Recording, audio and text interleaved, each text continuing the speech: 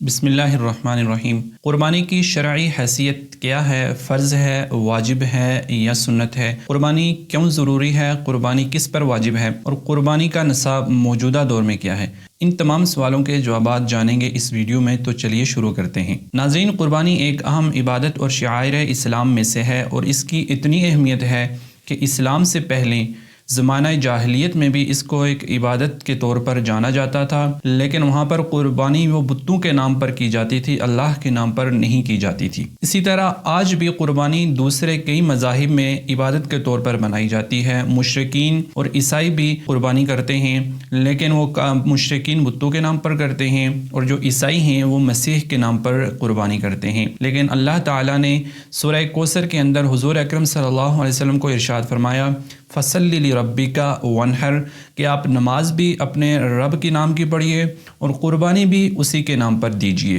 اسی طرح ایک دوسری آیت ہے، اِنَّ صَلَاتِي وَنُسُكِي وَمَحْيَايَ وَمَمَاتِي لِلَّهِ رَبِّ الْعَالَمِينَ، کہ میری نماز، میری قربانی، میرا جینا مرنا، یہ سب اللہ رب العزت کے لیے ہے۔ مکہ سے ہجرت کے بعد رسول اللہ صلی اللہ علیہ وسلم نے 10 سال مدینہ میں قیام فرمایا، اور ان 10 سالوں میں ہر سال بڑے اہتمام کے ساتھ قربانی فرمائی اور دوسروں کو بھی اس کی تلقین فرمائی، جس سے معلوم ہوا کہ قربانی صرف مکہ معظمہ میں حج کرنے والے پر واجب نہیں، بلکہ ہر اس شخص پر واجب ہے کہ جو قربانی کی استطاعت اور طاقت رکھتا ہے۔ جمہور علماء کے نزدیک حضور اکرم صلی اللہ علیہ وسلم کا کسی عمل پر مداومت اختیار کرنا، اس کو لگاتار کرنا، اور دوسرے مسلمانوں کو بھی اس کے کرنے کی تاکید اور ترغیب دینا، یہ اس عمل کے واجب ہونے کی دلیل ہے۔ اسی بنا پر جمہور کے نزدیک قربانی کرنا واجب ہے۔ اب سوال یہ رہ جاتا ہے کہ قربانی کس پر واجب ہے، اس کا کتنا نصاب ہے؟ تو اس کا جواب یہ ہے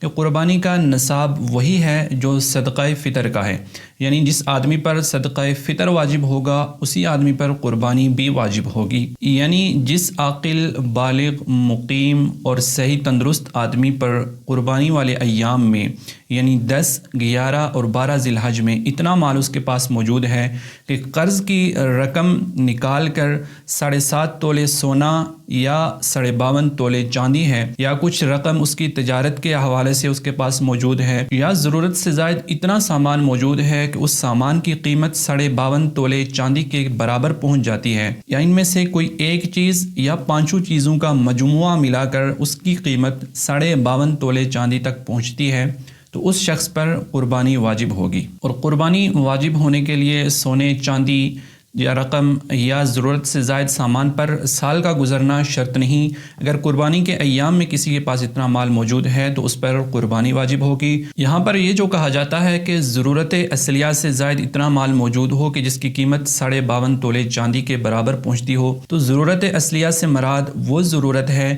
کہ جو آپ کی جان، مال، عزت یا آبرو سے متعلق ہو، یعنی جس ضرورت کے پورا نہ ہونے کی وجہ سے آپ کی جان جانے کا اندیشہ ہو، آپ کا مال جانے کا اندیشہ ہو، آپ کی عزت اور آبرو جانے کا اندیشہ ہو۔ مثلا کھانا پینا، رہنے کا مکان، پہننے کے کپڑے، اور جو اہل صنعت یعنی جو مزدور پیشہ لوگ ہیں، ان کے جو آلات صنعت ہیں جن سے وہ مزدوری کرتے ہیں، تو وہ آلات بھی ضرورت اصلیہ میں شامل ہوں گے۔ ضرورت اصلیہ سے مراد یہ ہے کہ وہ چیزیں انسان کے استعمال میں بھی نہ ہوں، یعنی پورے سال میں کبھی بھی وہ ان کو استعمال نہ کرتا ہو، اگر سال کے کسی ایک بھی دن وہ اس کے استعمال میں آ رہی ہوں تو وہ اشیاء ضرورت اصلیہ میں شامل ہوں گی، اور ان کی بنا پر قربانی واجب نہیں ہوگی۔ اور چونکہ ہر انسان کی ضروریات اور حاجات دوسرے سے مختلف ہوتی ہیں، لہٰذا شریعت میں کوئی خاص تعداد موجود نہیں ہے کہ یہ چیز اتنی موجود ہوگی تو یہ ضرورت ہے، اور اس سے زیادہ وہ ضرورت اصلیہ ہے۔ ہر شخص کی